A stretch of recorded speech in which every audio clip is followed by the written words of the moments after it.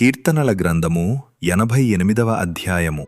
యెహోవా, నాకు రక్షణకర్తవగు దేవా, రాత్రివేళ నేను నీ సన్నిధిని మొర్రపెట్టునాడు. నా ప్రార్థన నీ సన్నిధిని చేరునుగాక. నా మొర్రకు చెవియొగ్గుము. నేను ఆపదలతో నిండియున్నాను.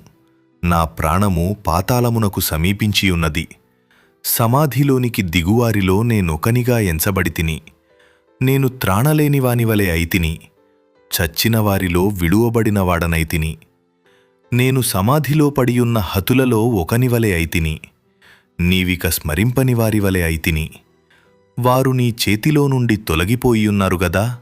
అగాధమైన గుంటలోనూ చీకటిగల చోట్లలోనూ అగాధ జలములలోనూ నీవు నన్ను పరుండబెట్టియున్నావు.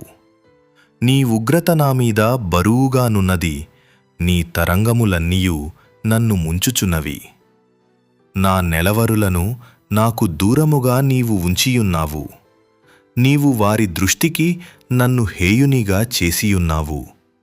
వెలుపలికి రావల్లగాకుండా నేను బంధింపబడియున్నాను.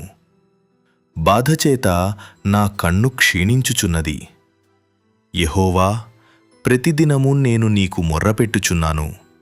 నీవైపు నా చేతులు చాపుచున్నాను. మృతులకు నీవు అద్భుతములు చూపెదవా? ప్రేతలు లేచి నిన్ను స్తుతించెదరా? సమాధిలో నీ కృపను ఎవరైనా వివరింతురా? నాశనకూపములో నీ విశ్వాస్యతను ఎవరైనా చెప్పుకొందురా? అంధకారములో నీ అద్భుతములు తెలియనగునా? పాతాళములో నీ నీతి తెలియనగునా? యెహోవా, నేను నీతోనే మనవి చేయుచున్నాను. ఉదయమున నా ప్రార్థన నిన్ను ఎదుర్కొనును. యెహోవా, నీవు నన్ను విడుచుటెలా? నీ ముఖము నాకు చాటు చేయుటెలా?